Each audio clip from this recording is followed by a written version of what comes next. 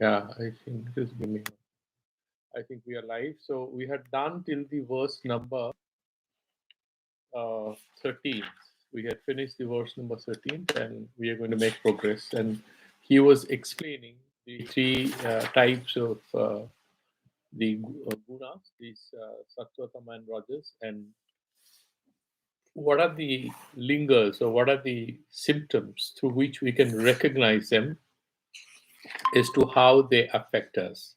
So he mentions that whenever you have that two things, that there is a kind of an orientation in you, a desire in you to either know things, you have some kind of an interest, an agraha, and or you have sukha ichha, you're having that happy feeling about you, and you want to do, you're active, you're curious, you're attentive. One good sign is how attentive you are, how open you are for knowing things. That's a good symptom whether you are very sattvika. If you are in a very rajasic state, that means that you are under some kind of stress or some kind of tension because you are kind of consumed by your ideas about certain targets you have to achieve. It could be any purchase, it could be any project report. If somebody is speaking, you're unable to settle your mind there. You're unable to sort of establish your attention. That's what happens. And when the mind is overcome by tamas and rajas, what you have, lobha and pravriti and arambha and karmanam asamaha. So it's inability to stop anyway. You have a lot of works and activities in your mind, and you also have spriha, that kind of an attachment.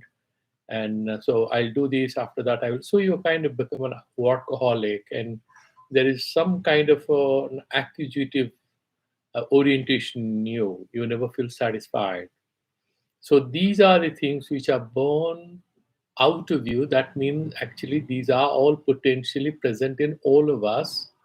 We have millions and millions of previous lives. If we believe in what our sacred texts say, it's not for the first time we are around. And we are curious about a lot of things, but actually, this is not the first time we are reading Vedanta. It's not for the first time we are losing interest in Vedanta. These things have happened before. Because of previous Papapunya, we have got an opportunity to do it again. So this is how, whenever the rajas dominates, these are the tendencies that a person has.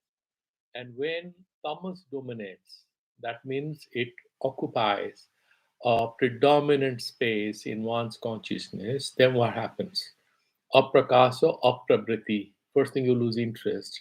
And then the mind sort of goes in a different direction. It's not oriented, it doesn't have that truth orientedness to verify things. It tends to believe. You will find a lot of people tend to believe what they are told because maybe they are physically very active, but they have lazy minds. They are tempted to believe what they are told. And that's one sign that that fellow may be tamasic. He easily believes it. He doesn't use his ability to reason out things, to focus his attention, explore what may be true.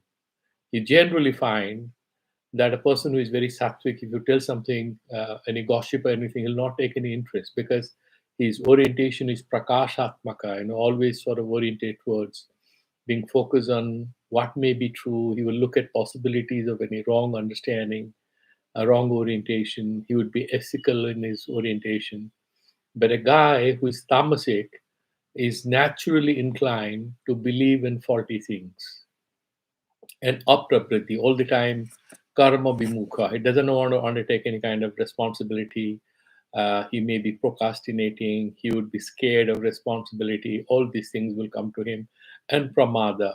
And pramada, we have discussed what happens, that you have a certain kartavyata bodha right before you, but you sort of train your guns in the opposite direction. You guns means your attention, and then moha, a kind of a sense of delusion, remaining blind, and kind of thing. So these are the things which are born out of a predominant presence of tamas. Where do they come from?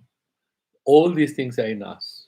The good things are in us, the bad things are in us, because we have layers and layers of consciousness. Some of the great, like for example, Thakur Ramakrishna Paramahansa used to say that whether it's good thing or bad thing, which is hiding in us, once it's exposed to the right kind of moisture and light and air and things like that, that immediately sprouts begin to come out of the seeds. These are the karmic seeds. But he says through jnana and a bhakti and a karma yoga and other things, when you fry that seed, it's virjita bija, there'll be no sprouting anymore. Similarly, there'll be no fertilization. Similarly, we have that is what is, it destroys Jnana Agni, Bhasmi Satkurute Arjuna, Sarva Karmani. How it does it? That's the act of frying our past karmas. And how do we fry it? By dissociating our consciousness and our attention from an unavoidable, near unavoidable involuntary attachment and identification with this body, with this mind, with the relationships which we have inherited or achieved during this life.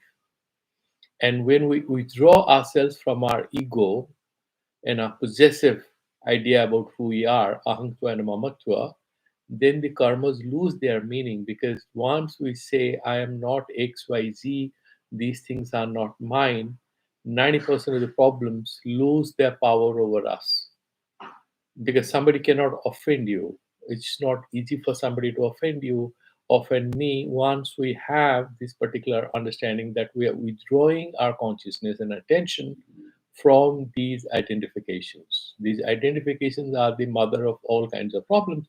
Somebody is making fun of India.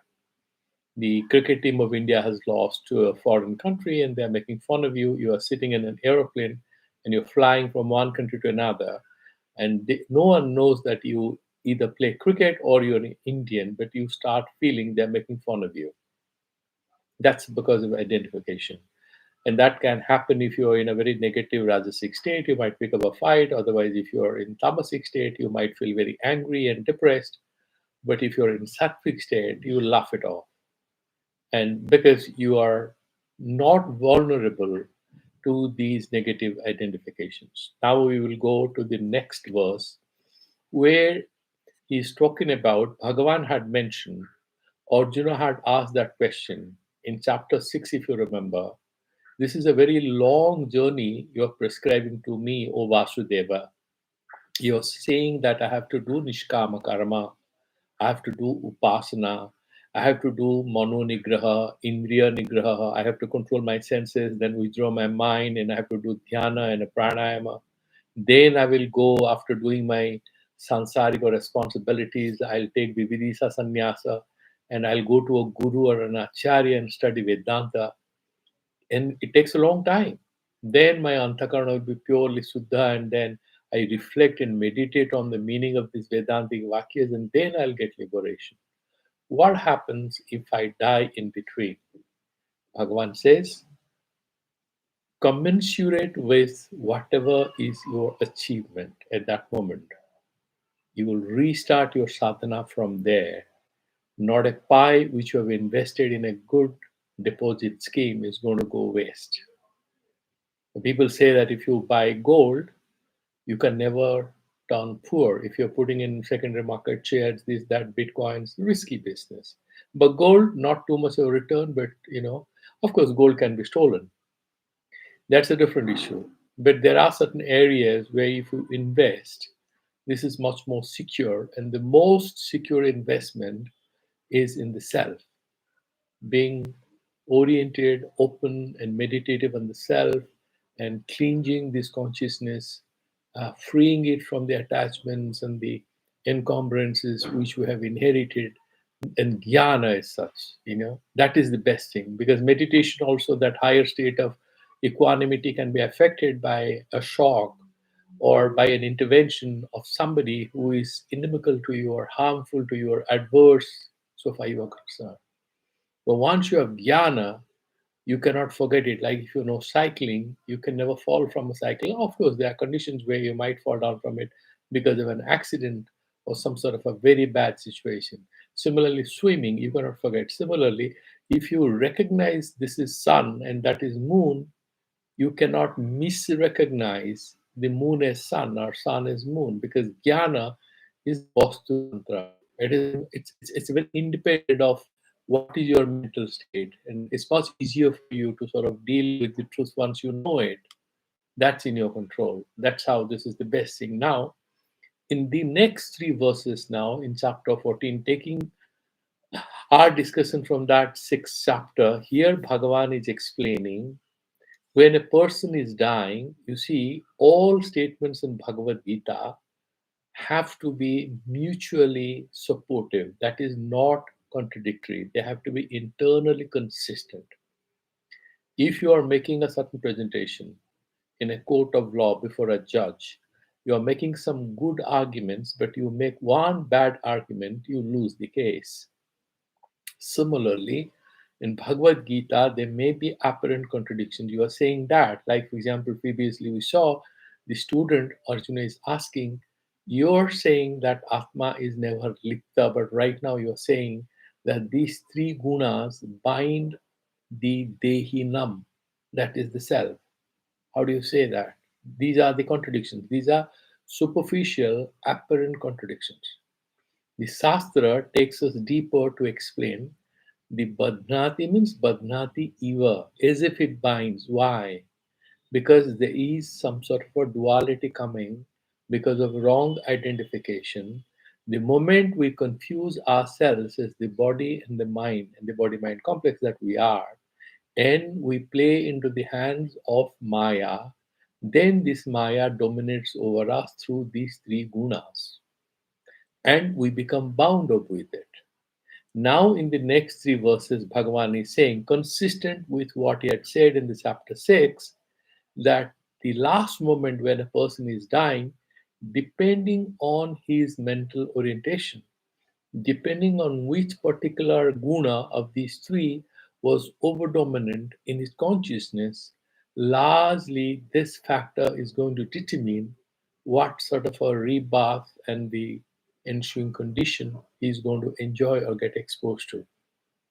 So, if he is in a very sattvic state and taking the name of the Lord, he has done a lot of punya. He says, if you have done a lot of sadhana, you'll be born in the house of a family where they are very cultured and they are already exposed to Shastra. So it will be much easier for you to sort of reconnect with your sadhana. But you had a lot of papas, maybe you'll be born in a good family but very financially oriented. Or so you have to reconnect with your sadhana by removing these obstacles. So depending on our last life's karmas, we have got this life. And while we are planning to go forward, instead of blaming our past, we need to plan our future by doing things which are in our favor. And how can we do that? So, Bhagavan has a set of advices to us in the next 3, 4, 5 verses. Let's look at the verse number 14. Idanim marana same vibridhanam satvadinam. These three dispositions, sattva, rajas, and tamas, depending on which one is predominant in you. Phalavishesam ahadvabhyam. In the next two verses, he'll tell what is the result of the predominance of any of these three dispositions in you at the moment of your death. All of us, when we are going, what was the predominant force is going to determine. Now, forget about death. Let's look at today. This today is evening. Let's imagine we are in the 60s or the sixth decade of our life for this particular day, isn't it? How we are going to wake up tomorrow? Just let's look at it like that. How we have ended the day will largely determine how we wake up. So a guy who goes to a club and he gets drunk and he's playing and gambling till 3 o'clock. Is he waking up 6 o'clock in the morning and going to the temple? Not likely. He cannot do it. On the other hand, if he had had his studies and he did his dinner and took a walk and talked nicely with people, studied a little, meditated and did some japa and went and slept, most likely early morning that energy will reactivate his life and he'll start it in a spiritual way. He is studying and this is exam time or he has to submit a project, and while going to bed he says, okay, whole day I could not study, but let me study for at least half an hour or 1 hour tonight. I don't want to sleep without beginning my work. So he starts doing his project for half an hour, 1 hour, goes to sleep. He leaves that sanskar alive in him. So when his sleep breaks in the morning, his mind reconnects without any obstruction with where he has left his mental focus the previous evening or previous night. He goes back to work. And these are some skills we can use even though we do not know where we are going to be reborn. If we treat every day as a life, or every week or every month as a life, we can plan our immediate future by using these particular things, because every night sleep is like a death. It's like a pralaya, and every morning for us jivas, it's called nitya pralaya, is also a new life you're going to start the next morning. So all of us, in fact, can plan our own tomorrow in the light of how we bring today's life to an end. So these are some immediate takeaways, and these chapter 14 is extremely relevant for everyday life management. That's why this chapter might appear to be very simple because there's not too much of philosophy, but this chapter is very useful and very handy if you look at your everyday problems. And this can enable us to, at a very micro level, handle our small, big problems in a way that prepares us for a higher spiritual realization as we pass our days and we move forward in our sadhana. So, verse 14 he said, Yada sattve prabuddhetu pralayam yati deha bhrit tadottat तदोत्तमविदां लोकान् amalan pratipadyate yada yatra, that time, whenever sattve prabuddhe, if the sattva guna, that disposition, prakasatmaka sukhatmaka, if you are sort of predominantly influenced or you're disposed to increasing these energies in you of truth and goodness, truth and love. Let's put it like this. Sukhatmaka. But how do we do sadhana for this? So, aspiration for truth and practice of love. If these two things we are perfecting, because love will produce happiness, internal contentment. So, if we have this predominance of truth and love us, and love for truth and a kind of openness to practicing kindness and love towards all, and that sukhatmaka, being clean, eating light food, taking a reasonably planned sleep, not listening to some hard rock music or something while going to bed, but listening to some beautiful relaxing music if at all you want, or taking a cool walk, and talking nicely with people around. These are the things which sort of enhance the manifestation of the sattvic quality, that sattvic guna in us. Yada sattve prabuddhetu pralayam, that he ends his life, he dies. Yati deha vrit, who is deha vrit? The dehi, the self, the jivatma, the person who is holding this sarira. He's not the body, but he's deha vrit. He's taking care of this body. Tadottama vidam lokan. Then he, that sort of an intelligent person, because he sort of will go where? He'll go to a good loka.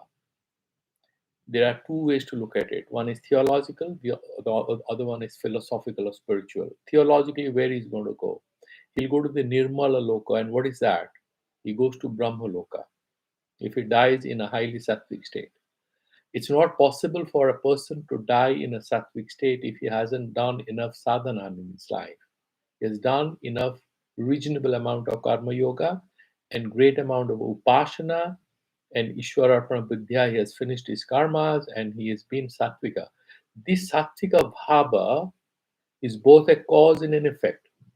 The sattvika bhava is born out of, nishkama karma and a bhakti, Ishwara Arpana Buddhi, and yoga and all these practices, and jnana yoga and all these practices, then the mind becomes cleaner and cleaner. And because of the Shuddha Antakarana, the pure, luminous, transparent consciousness, which has emerged in us, that means we have cultivated our mind, we have been cleaning it up, so it becomes luminous and transparent. And at that moment, when we abandon this body, the text says that we'll go to Brahmaloka. Because then what happens? We are not having Punaravartana. We'll be stuck there for a while because we are great Upasakas. You remember chapter 8. You've done serious Upasana, you go there and you wait there. And when Brahma sort of starts his new Srishti, you get liberated. Okay, so Prabuddhe Pralayam Yanti Devrit Lokan Amalan Malarahitan Nirdosha Loka, that is Brahma Loka, Pratipadyate, they get that. Okay, that is the theological way. How does it, how does it sort of, how do you make sense of it in a philosophical, non religious way in our everyday lives? If we have done good amount of work today, we have helped some people, we have been kind to others, we have done some prayer, we have done our job without cheating and this and that, and then we go to sleep with a good note, with a small prayer, 5 minutes of breathing exercise, nice yoga nidra. When you wake up in the morning, that new life that we are going to start is going to start with a beautiful, maybe you remember some childhood good thing, you'll be drawn to maybe a garden or a peaceful behavior with others. There could be prarabdha, there could be wrong things happening. That should not surprise you. Remember, once you have that positive frame of mind, even a negative thing would be easier for you to deal with. That is the positive to take away from it. And you'll start this next life. You'll go to Brahmaloka, he says, theologically speaking. But if you start with a spiritual energy, then whatever you're going to do, you'll do much better. But this is how I'm trying to make it look easily achieve something nice in the light of what is mentioned here. Because another life doesn't mean another day, but we are trying to see what is the takeaway point from here that can be immediately relevant to us. And this could be one of the ways to look at it. Sattve prabuddhe sati. I'm only focusing on Madhusudana Saraswati because these are simpler slokas and there'll be mostly repetition here and there. Together, if there are any new points, maybe we can do it at the end. Sattve prabuddhe sati yada pralayam mrityum yati. So when you have the sattvaguna dominating in you, and then we sort of die, or that means abandon this body, we itself don't die. We die means we abandon this physical frame, this mental frame. What do we get? Yati means he prapnoti, he gets what? Dehavrit, Dehavimani Jiva, that Dehavrit is the Jiva who is doing Bharana Poshana of this particular Sarira. Tad Uttama Ye Hiranya Garbhadaya Tad Vidam Tad Upasakanam. If you have a predominant of the sattva in you, and there are people who are doing Hiranyagarbha Upasana, and there are several Upasanas in the Upanishads, they go to the Brahmaloka with a lot of this Archimarga, they go to Uttarayana, they go Upasakas, we have studied that. And those who are Karma Kandis, they'll go to Dakshinayana, Pitruloka Marga. Once the Punya Phala is over, kicked back onto us. But those who go in northerly direction, they're not going to come back, may not get liberation right there because that comes only through Atmajnana. Fine, not a problem. But they are away from samsara. They'll be in Brahmaloka in a state of bliss, quiet, peaceful existence. And when this whole Srishti comes to an end, the Brahma gives them Brahmajnana and they're liberated.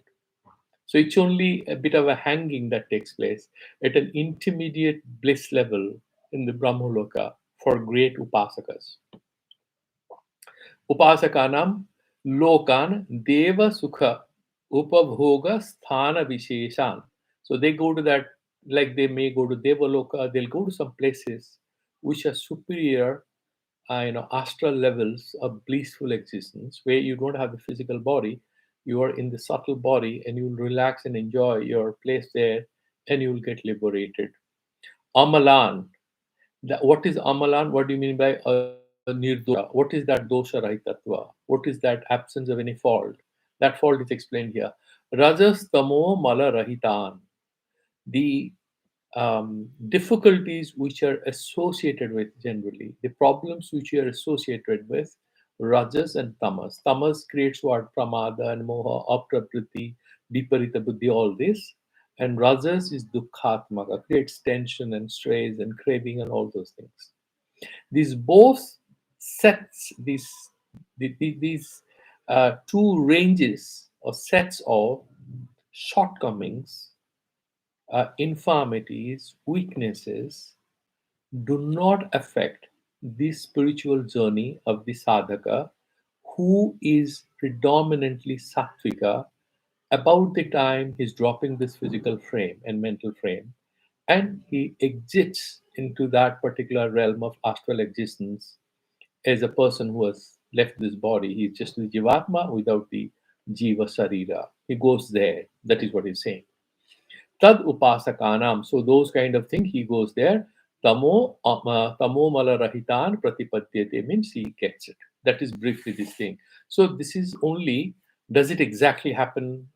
How satviko we have to be? These are, to my mind, non-essential questions. What is hinted here is that as we, it's like a lot of people think that, okay, I have screwed up my life in this particular organization where I was working. I'm going to join another organization and I'm going to start afresh and I'll be very successful. I'll get a lot of promotions and I'll please everybody and I'll be most popular manager in that company. I think it's a faulty dream if this fellow has really, in a big way, messed up his performance in this previous company, because the sanskara of this work experience and his bad reputation, his bad relations are going to indirectly chase him. Today, tomorrow, they'll show up in his work in the next company unless he has taken care of them in the existing company. So if he had a good farewell where he recognizes his problems and he sort of apologizes, he does a good thanksgiving, he carries the goodwill of his friends and his staff, goes to a new company, he is most likely to be more successful than in the previous company. So this particular verse sort of gives us what is an exit strategy, whether it's for this particular life or it's about a particular location, it's a particular phase of life, it's a day, it's a time, whatever. One series of events, if you call it one day, one phase of your life, one event, if we have messed it up, the next one is not necessarily going to be great unless we have internally changed ourselves. So it's not about your external success. You are maybe very successful in one phase of life, you may fail in the next phase. But if you're internally, predominantly, you are sattvika. So you have that awareness that I need to be inclined towards truth and I need to practice love and kindness.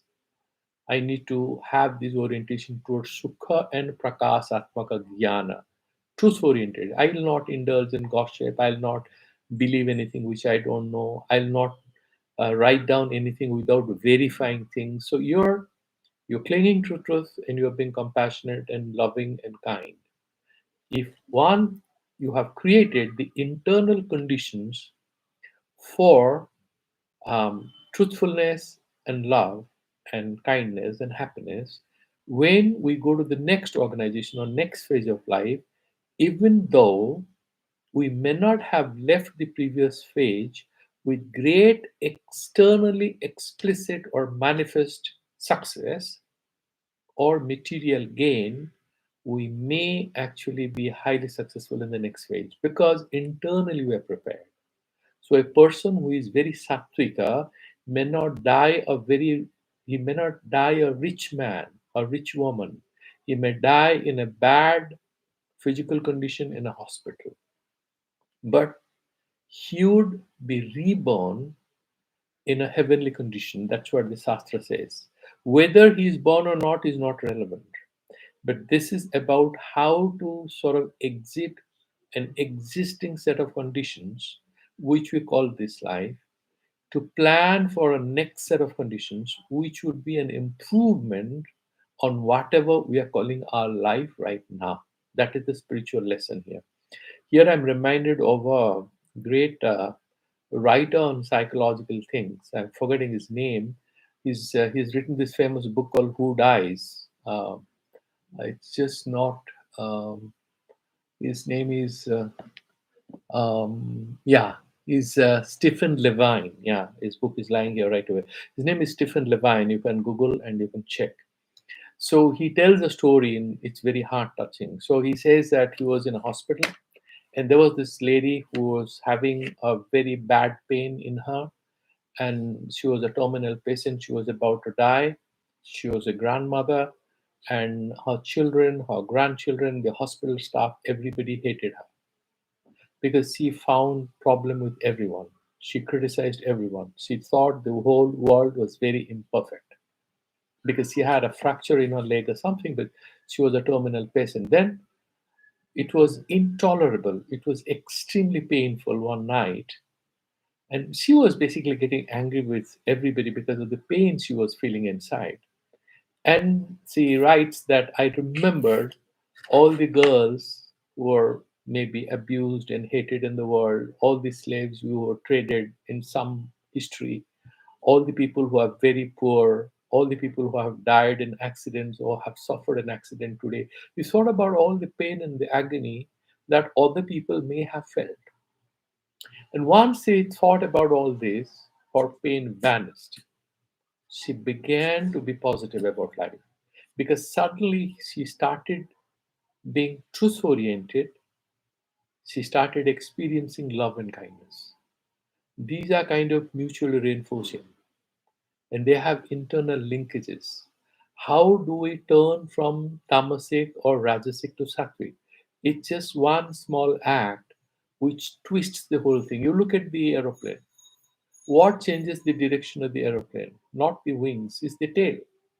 The small twist changes the direction of the aeroplane. So, a small act of love or kindness or truth orientedness or ability to stand away from something which is clouding our consciousness can transform our lives. That is the takeaway from here. And that lady it said, for the next few days that she was alive, her hospital ward became like a temple because the grandchildren, the doctors, the nurses, everybody was very fond of her. They wanted to talk to her because she was so full of love. Now, she is living this body in a sattvic condition. That is exactly this verse sort of pointing at. She's predominantly somebody who's recognizing that life is limited.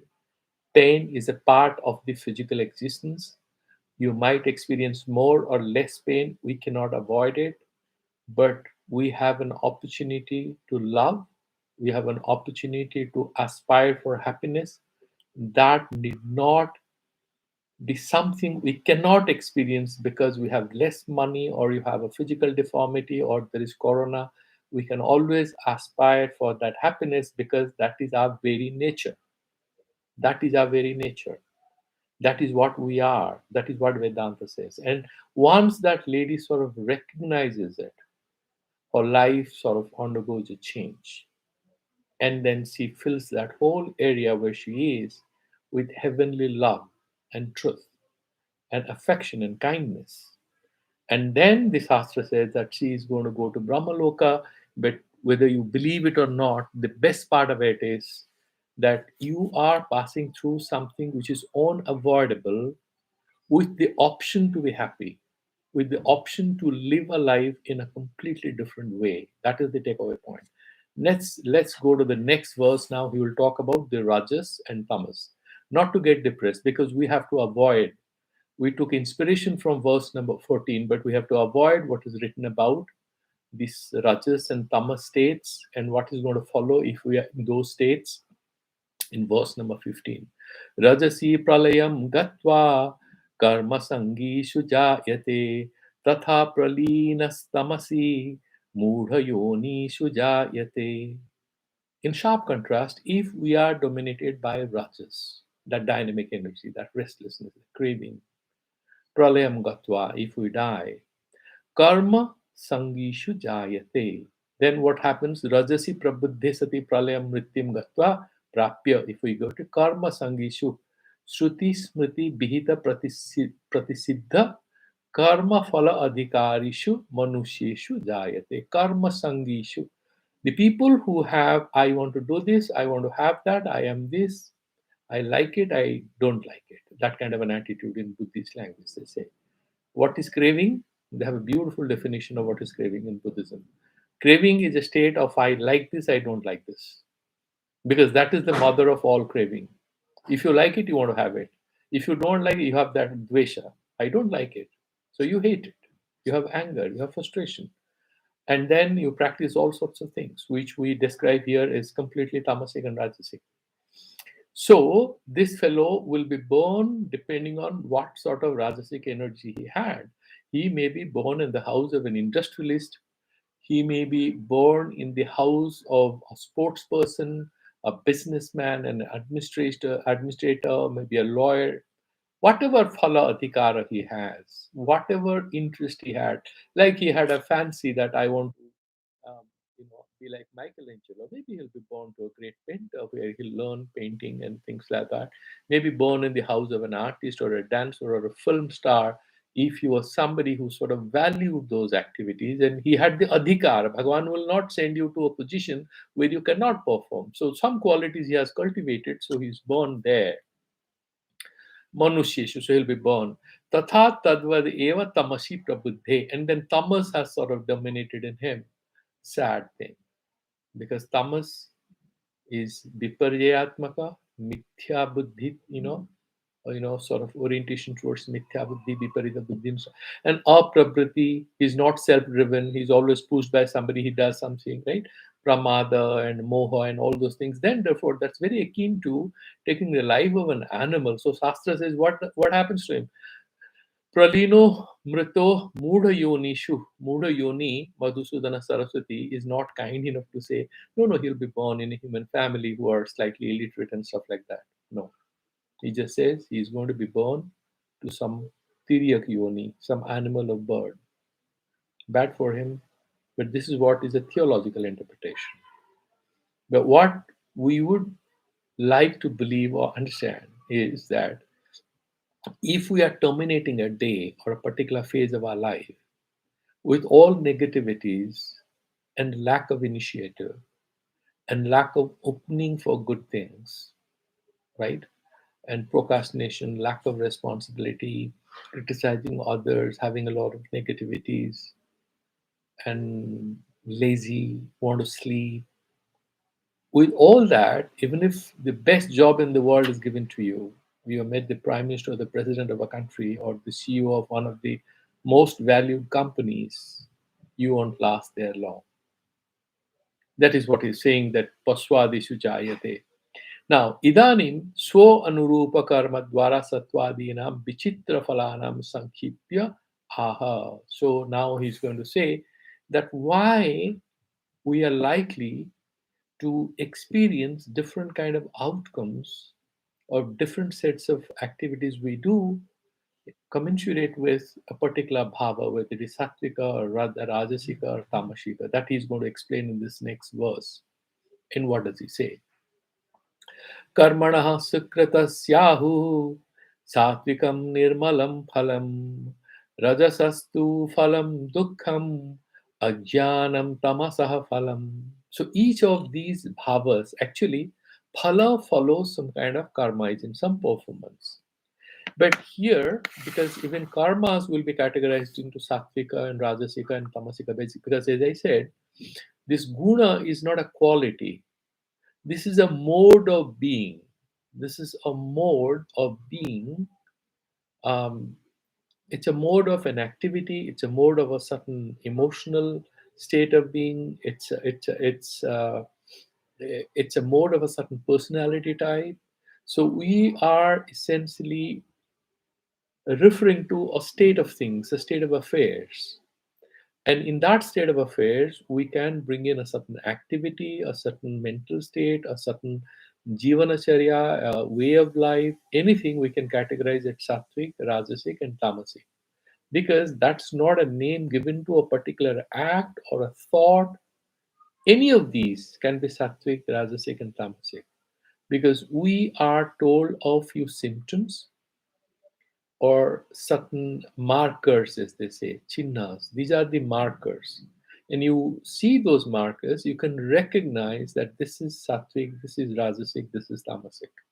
So there is no clear definition except for these markers which are going to tell us what is rajasic and what is tamasic and what is sattvic. And now he's talking about what are the phalas, the results, the outcomes of being rajasic or tamasic or sattvic. What kind of results follow? What kind of benefits or hardship or bad or good consequences we're going to experience as a result of the way we have chosen to live our life. These three gunas are working on us, unavoidable because we are still ignorant. We are not atmajnas, fine enough. But how are we handling it? So we'll get some benefit if we look at it. So he's saying karmanaha sukritasya. So if you have done punya karmas, and what are the results? The phala will be sattvika. So you want sattvika result? Now phalas can also be sattvika, tamasika, and rajasika. So, what is the Sattvika Phala? You will have an opening of truth. You will be intellectually rich. You will have an, eagerness to know, quick to understand, and eager to know, as Plato's philosopher kings were described to have that quality. You'd have that if you're a sattvic person. And what are the karmas that can give you a sattvika bhava? Punya karmas, good activities, ethical activities, taking good responsibility, discharging your obligations in a nice way. That gives you that sattvika bhava. That sattvika nirmalam phalam, prakasatmaka. So you have eyes, but you will not be inclined to see stupid, dirty things. You want to have good food, but sattvika food, because you are in that sattvika bhava. Very, very spicy or oily and stale and stuff like that. No, you don't have that because that tamasic or rajasic food. Similarly, you have your ears, but you don't want to hear very loud noise and stuff like that. You want to listen to maybe very soothing, whatever that is, whether you want to listen on a piano or violin or something, very soothing music you want. And similarly, if you're a sattvic person, you are not craving for a very soft bed or anything because that is tamasic. You would like to have a reasonable, that madhyama, a reasonable bed, which is peaceful, maybe with a blanket or a mattress or anything, which gives you reasonable amount of comfort, but prepares you for the next day without making you lazy, without preventing you from getting up in time. That is the sattvic. So rajasastu phalam dukkham. Rajasic work, if you have done that stressful craving and stuff like that, it will give you kasta, dukkha, a little sukha, lot of dukkha. And he will explain why so. And if you are tamas, you are dominated by this tamasika, like what are those things? That pramada, aprakasha, aprabriti. So what is the result? Result is very obvious. You'll become more stupid, you'll become more idiotic, more ajnana. So you'll continue to be in a state of darkness. So we improve from one level of light or one level of luminosity to a high level of luminosity through sattvic activities. We degenerate from one level of darkness to another low level of darkness through tamasic activities. Like, for example, if you read many of these people who have these addictions to intoxications, so they take some intoxicant and the next week or next day they need a little more of it because that doesn't give them the kick.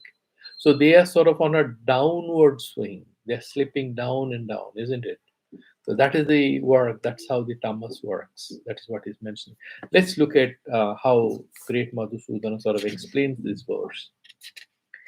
सुकृतस्य सात्विकस्य कर्मणः धर्मस्य सात्विकं सत्वेन निर्वृत्तं निर्मलम.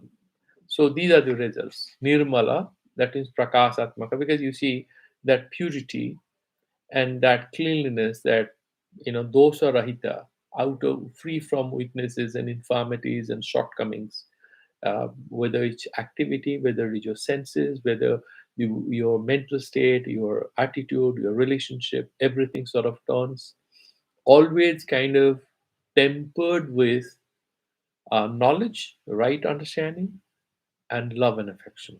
So you are always sort of trying to do some things which gives you sustainable happiness, not pleasure.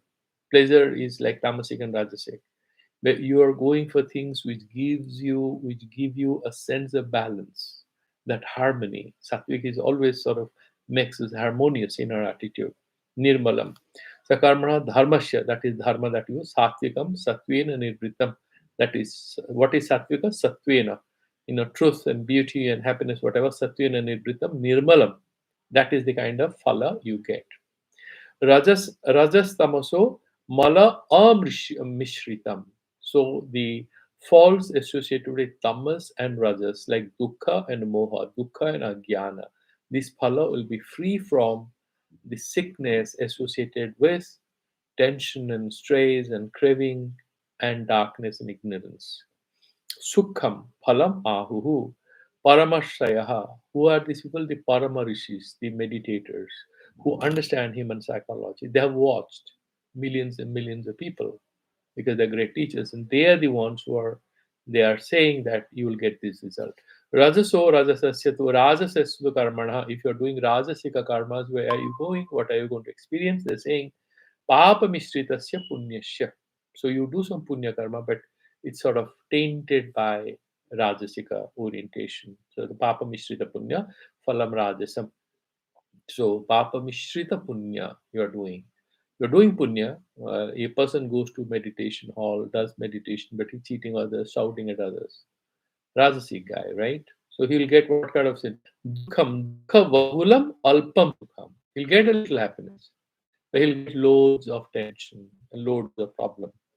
Karna anurupyat karyasya. Because whatever is the result is always karana anurupa, commensurate with the inputs. The output is always commensurate with the inputs. So if you are papa mishrita punya done, you are going to get sukha heavily mixed with dukkha. Dukkha mishrita alpa sukham. That's what you get. That's what he's saying. And then ahuiti anusajyate satvikadi karma lakshanam cha niyatam sangarahitam ityadina astadasya vakyati. Then he will mention what is sattvika karma, what is rajasya karma, and everything in chapter 18. When we go forward, we'll hear that. Atra rajas tamas abdau tat karya karmani prayukto karya karanayor. So rajas and tamas, these two words, there is a kind of equivalence, correspondence between the karya and karana, the inputs, the causes, and the effects and the consequences. Karya karanayor avheda upacharat. So, whenever you see, when you say tamas, they will get tamas. That means the tamas and its phala, that is what is kind of referred to. He's giving few examples from the Vedic statements, and we'll make it simpler. There is a statement in Rig Veda, say Govi Srinita Matsaram. Yeah, Matsara is being jealous of others. So he has mentioned Sthita Pragyan that he's Bimatsara. He doesn't gossip about others. He's not intolerant of others. But here Matsaram says what? Govihi, with cows, Srinita, cook, Matsaram. Matsaram here is kind of referring to that Soma Rasha. So what does it mean? Govihi means here not go, but the product of the cow. The product of the cow is milk. So cook Soma Rasha with milk. And then what happens? The statement says that you have somarasa with milk, you cook it. Somarasa is intoxicating. And you cook it, the milk splits. And then you prepare ghee. And that ghee maybe may have a little of intoxicating quality as well. But that ghee is some sort of a medicine which energizes you. It gives you energy and a clear consciousness. It gives you um, some kind of a pure, good, transparent consciousness, but hell lot of energy in the body. That's why he says that you do this. Go bhi srinita masaram. That means don't fry somaraso with a cow. That will be murdering the cow. No, it says the milk of the cow. That means karya karana There is a kind of a correspondence which is established. When Karana is mentioned, Sona kitna diya shadi mein? Girl got married and there was some dowry which was given. So they're saying Sona kitna diya. Doesn't mean that actually gold was given. There were gold ornaments which were given in that sense. So that is the karya, the product, the consequence. What are the karana? Gold. So with gold, certain ornaments are made. So we say Sona kitna diya. So we are actually referring to the ornament. Same way. Ityatra tha go sabdah tat prabhave. What is born out of the cow, that is milk. Payasi, that is the milk that is referred to. Yathava dhanyamasi dhinu hi devan. Your verily paddy, and please the gods with what you are. Here, what will you do with the paddies? Why should the gods be happy with you? No, it's basically referring to the rice, that white rice which is extracted out of the paddy, and that thing you'll cook and you'll offer to the gods so they'll bless you.